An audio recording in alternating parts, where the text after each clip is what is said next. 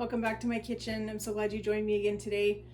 So we are going to make something really quick again for dinner. It's a Wednesday and hubby and I have things to do on Wednesday night. We have Bible study, so we need to get our dogs fed, we need to get ourselves fed, and we need to get out of the house fairly quickly tonight. So we're just going to put together something really quick. This is a recipe that I adapted from a friend. Her mom had these amazing Swedish meatballs that she used to feed us when we were kids, and I loved them. But she didn't really have a recipe. It was something that she had kind of created herself. She kind of gave me an idea of what was in it, but she didn't really have amounts because she didn't measure, kind of like I don't sometimes. So she gave me the basic principle of what's in the recipe, and I've kind of adapted it over the years for myself. So I'm going to show you how to make this. It is kind of a Swedish meatball. You can put this over potatoes, you can put it over rice, you can put it over egg noodles. If you're doing keto, because these meatballs do not have a binder in them, there's no breadcrumbs in them, they are gluten-free and keto friendly. So you can use these over cauliflower rice or another type of keto friendly pasta that you want to buy. So we're just going to start off with an onion. The other little tip I want to give you is you want to handle your ground beef as little as possible. I mean, as little as possible. So you don't want to have your hands in it very much. So I like to take, so like this recipe has 4 ounces of cream cheese that goes in the meatballs itself. So we're gonna put that in our bowl. We're gonna add all of our seasonings. We're gonna add our onion, our garlic, everything in with the cream cheese, and we're gonna mix that all together. Then we will add our ground beef into it so that we can handle it as little as possible and just basically toss it lightly in with the cream cheese mixture and get it all mixed in without getting our hands in it too much. When you handle your ground beef too much, that is when you wind up with a tough hamburger, tough meatballs, tough meatloaf, whatever you're making. When you're forming something out of ground beef, if you handle it too much, you're going to wind up with a very, very tough product, and that's the last thing that you want. So we're just going to get our onion chopped up here real quick.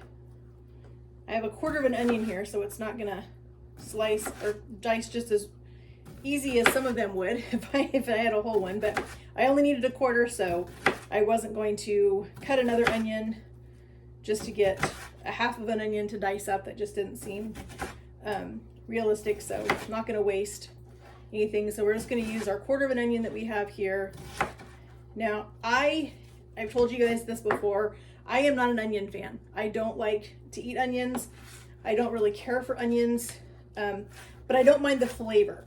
So if an onion is diced up really, really, really small in a recipe, then I'm okay with it. I just don't want to bite into a huge piece of onion. And a lot of people like to leave onions in their meatballs in a fairly decent dice, and that's just not my favorite thing to bite into. So I prefer to cut mine really, really, really fine, just to make sure that we have a good onion flavor in our meatballs, but we're not actually eating a big chunk of onion. I think it's a texture thing with me. It is kind of a flavor thing too, although I love the flavor of onion. Like I said, I don't want to bite into a piece of onion. My husband laughs at me if we're eating something and it has a big piece of onion in it. I usually pick it off my plate and hand it to him because he'll eat anything. So I'm not usually a big fan of things that have. So we're just going to run our knife through this really quick. We're just going to give this another fine mince on this just to make sure we have it nice and small so that I am not biting into a big piece of onion. That is the nice thing about cooking at home, because you can do things the way that you want it. So if you don't like things a certain way, change it. Do it how you want it to be done. You don't have to worry about what anybody else wants. If you're making it for you and your family, and there's certain things that you guys like or don't like, then by all means, do it however you want to do it. And it'll be exactly perfect just for you guys. So we've got two garlic cloves here. We're just gonna, ooh, that is a tough onion, or tough garlic, I mean. All right, so we're gonna put our second one in here. We're gonna grab our little tool here and we're gonna scrape our onion right off the bottom. Get that in there. I love how you don't have to peel this garlic. Whoops, let's get that out. It actually peels the garlic for you, so you wind up with your skin right inside this. This handy little tool scrapes it off. It also has a little brush on the end of it, so it actually will clean it for you. All right, so we have our garlic in here with our onion. We're gonna add our seasonings. We are gonna add about a teaspoon of seasoned salt. Whatever your favorite brand of seasoned salt is, that's what I would use. We're gonna put in a teaspoon of dried oregano, and my spoon doesn't fit, so we're just gonna do it this way. All right, so we're gonna put in our teaspoon of oregano. We're gonna put in a teaspoon of dried basil.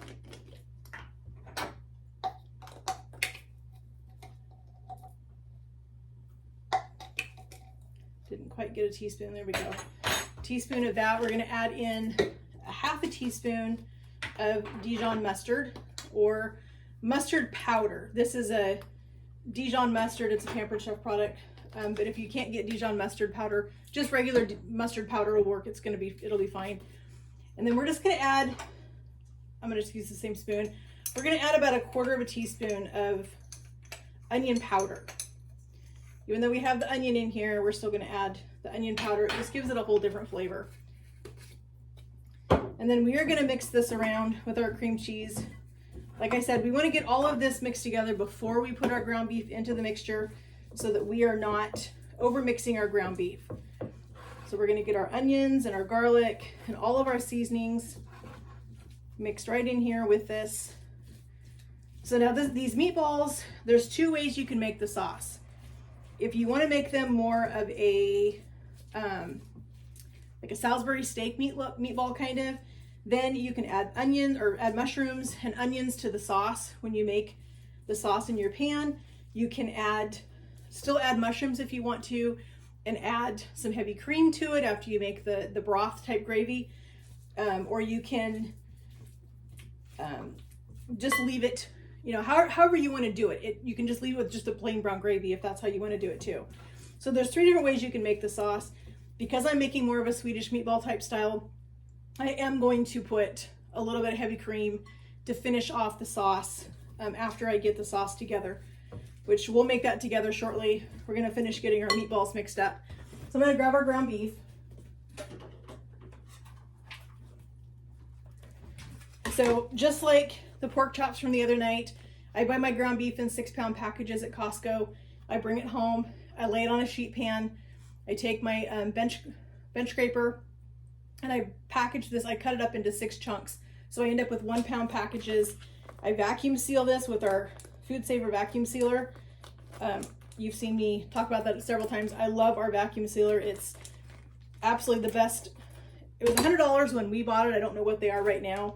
I can find out, and I can just leave a link for you in the comments below if you're interested in looking at that one. But it has been the best investment we ever made. I had another brand of vacuum sealer years and years ago, and it was horrible. It was awful. So when we finally got the Food Saver brand and I saw how nice this thing was, how nice it vacuum seals everything, I love it. So I'm gonna take off my rings really quick. I don't wanna get ground beef in my wedding ring. That's not gonna be good. So we're just gonna get in here with our hands. We're just gonna really lightly mix all this up. Like I said, we want to handle this ground beef as little as possible. This cream cheese is going to give the ground beef and the meatballs a little nice creamy texture, a little bit of flavor. It's just going to make it a whole different flavor profile from a regular beef meatball that you've had before. All right, so like I said, we're just going to handle this as little as possible. We're just gonna try to get this ground beef all mixed in with this cream cheese. We're just using our fingertips. That's the thing, is we're not mashing it. You're not, you don't wanna use a spoon or anything like that. You wanna just use your fingertips and just very, very lightly get your ground beef all mixed up. Now that we have it mixed up, we're gonna make our meatballs.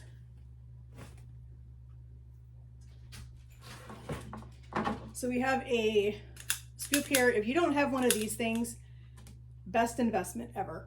It works amazing for cookies, for meatballs, for all kinds of things that you need to have a perfect amount so that everything comes out the exact same size. So we're just gonna scoop this. We're gonna give it a little roll. Now I love these meatballs, especially too, like I said, they're keto friendly, but they're also gluten-free because there is no breading in them. There's no binder in them. This cream cheese does an amazing job of kind of keeping things together. And so that is another thing, if you have gluten-free people in your family or you're cooking for somebody gluten-free, this is a great recipe.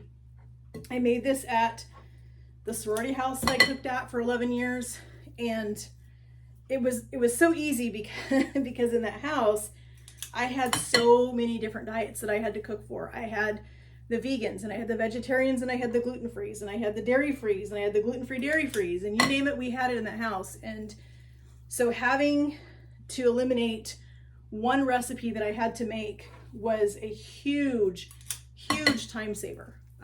Anywhere that I could find a way to cut something out, it was a game changer for me, because when you're cooking for a huge number of people, you have to find a way to cut someplace so that you're not driving yourself crazy with 18 different menu options. It can get kind of overwhelming at times when you have to cook for a whole bunch of people at one time and you've got all these different diets to deal with. So our meatballs are looking great. We're going to cook these in just a little bit of olive oil. We're going to put some olive oil in our skillet. We're going to cook our meatballs, and then what we're going to do is we're going to brown these, get them all nice and brown, and then we are going to put in start to make our sauce that's in this. I like to do this sauce. Now you can change this, as I said, if you need to make it gluten-free for somebody, then you're going to want to change the step for the gravy, and I'll give you another option for that when we start to make it. But I use a French method to make a lot of my gravies and sauces. If I'm making a brown gravy like this one that goes with these meatballs, I use a French method, which is a tablespoon of softened butter and a tablespoon of flour, and you mash those together in a bowl, and it makes a paste, and you end up with a beautiful smooth gravy without lumps, because the butter helps that flour not lump, which is a huge huge blessing when you're trying to have a beautiful gravy, and the last thing you want is to have these big huge lumps in your gravy. All right, so we've got our meatballs here. They are ready to go in. We've got just a little bit of filling left here. I'm going to see if I can just kind of get this on a couple of these. A couple of them I think I can just add a little bit more. So we'll just add that on there and then re-roll these two. This is a perfect fall dinner with a nice fresh carrot or something like that. This is amazing. I'm going to wash my hands real quick. So we've got our skillet here with a little bit of butter and a little bit of olive oil. Olive oil is for higher heat, the butter's for flavor, and the olive oil is going to keep the butter from burning while you're trying to pan fry or saute something. It's a good way to have that rich butter flavor in your cooking, but not have the butter burn in the pan. So we're getting our pan heated up here. We have it on about medium high. As soon as this butter gets hot, it's almost there. Okay, so we have our tongs here. We're gonna go ahead and pull these meatballs off our tray. We're gonna get these cooking in our skillet. They're gonna cook for about 8 to 10 minutes in this pan. And when they are finished cooking, we're gonna take them off. We're gonna set them aside. And that's when we are gonna get started on our sauce or our gravy, whatever you wanna call it. We may have to cook these in 2 batches because you don't wanna overcrowd your pan. When you're cooking something like this and you overcrowd your pan, then you end up steaming the meat instead of getting some brown color on it, getting some caramelization. And that's really what you want. You want that caramelization, you want that dark color on the meatballs, because that's where the flavor comes from. That is, when you have those brown bits in the bottom of your pan, that is called fond. And that's where your flavor to your gravy comes from, is from the fond in the bottom of your pan. So we're gonna cook our meatballs, and like I said, about 8 to 10 minutes. And then we will switch. We'll do the second batch that we have here that we need to get done, and then we'll get started on our gravy. All right, so our meatballs are looking really good. We're gonna pull these out of the pan. This is our last batch.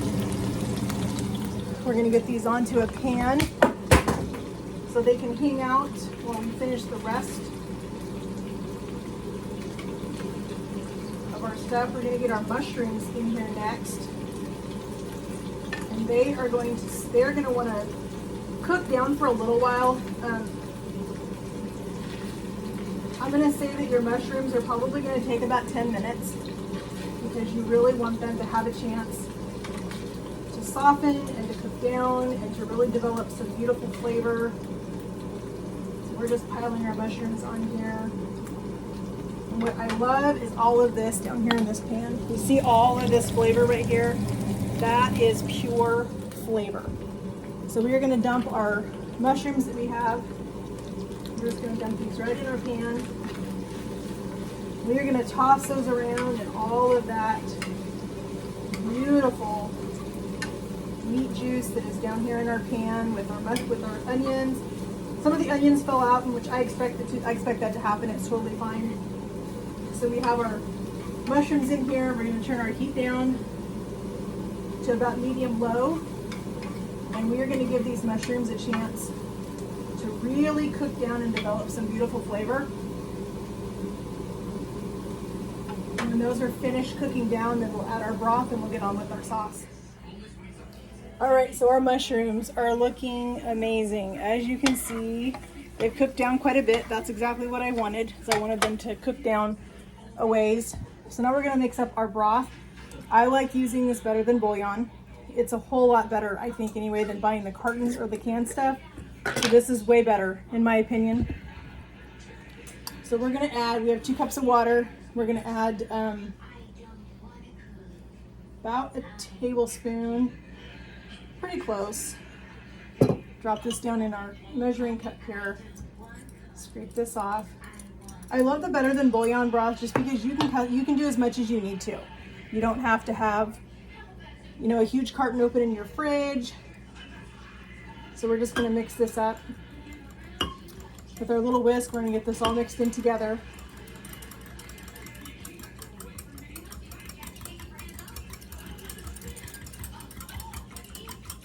We're gonna put this in our pan with our mushrooms.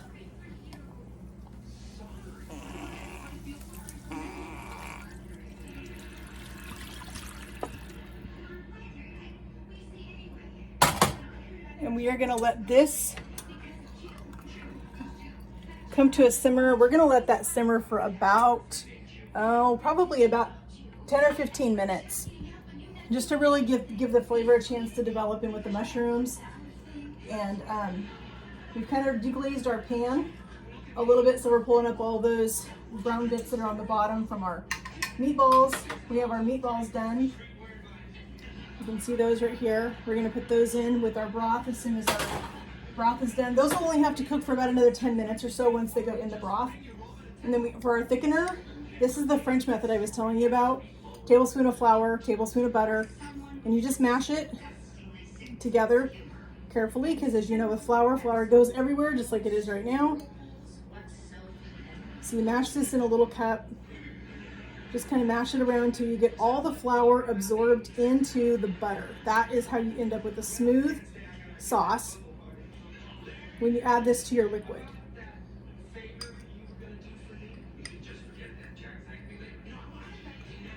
So we're gonna let our sauce come to a simmer. We're gonna put this into it when it gets done.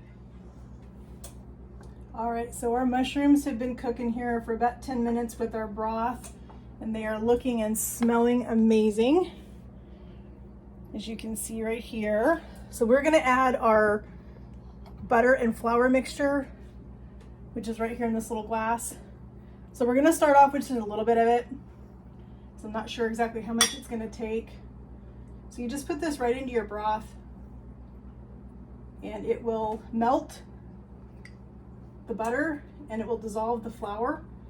And you won't end up with that raw flour taste that you don't want with most sauces or gravies that are thickened with flour. So we're gonna use our little whisk. We're just gonna whisk this in here. We can adjust it, we can add more if we need to. to make this a little bit thicker. I don't want this super, super thick though, because we are going to add our meatballs back into this. We're gonna put a lid on it and we're gonna let it simmer for a little bit. And I can tell right now that it's gonna need a little bit more of our flour and butter mixture. So we're gonna take a little bit more of this, put this in here. We're just gonna give this another little whisk. Now it's not gonna completely thicken right now because we still need to put our meatballs in here. So I don't have the heat up super, super high because I want those meatballs to have time to cook while this thickens up. It's gonna do everything all together. All right, so we're gonna take our delicious looking meatballs that we have here on our tray. We are gonna just put these, we're gonna just nestle these right down inside this sauce with the mushrooms and the onions and all of that wonderful broth that's in here. And we are just gonna let this simmer away here for, like I said, a little bit, like probably 20 minutes or so. We're just gonna let it have some time for those meatballs to absorb all that mushroom flavor, because they are going to absorb all of that umami flavor that comes from mushrooms. So we're just gonna nestle all these down in here in this wonderful mushroom broth. This is gonna make an amazing gravy. This is gonna be super, super good over some mashed potatoes tonight. Hubby is gonna be super happy about that. We're gonna put our lid on it and we're just gonna let that come to a simmer. It's gonna simmer for a little bit and then we're gonna get some mashed potatoes going. All right, so our mushrooms are cooked. I put the meatballs in for a little while and I cooked them, but I took them out because I'm gonna whisk in some sour cream. So I'll let you see our sauce here is looking good. Our meatballs are looking pretty tasty, but I just don't want to whisk this with the meatballs in it and risk tearing the meatballs up.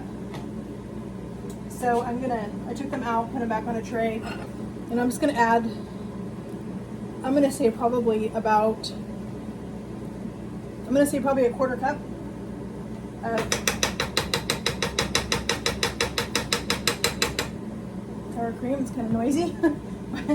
We're gonna whisk this in to our sauce. I'm just afraid that whisking the sauce with the meatballs in there is gonna tear them up, and I really don't wanna tear up our meatballs. I want them to still stay nice and round, but I want our sauce to be nice and creamy.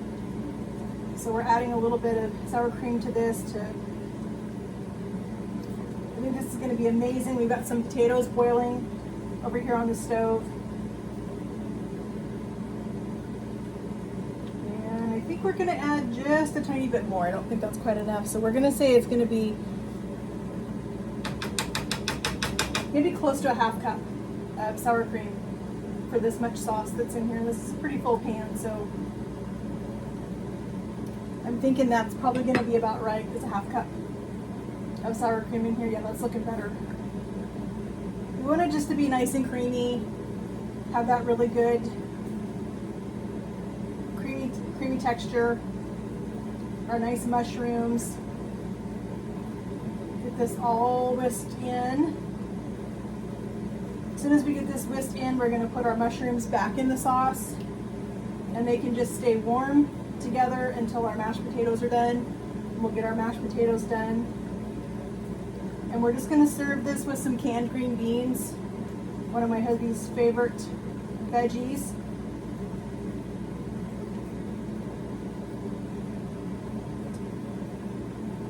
All right, so you can see the color of our sauce now.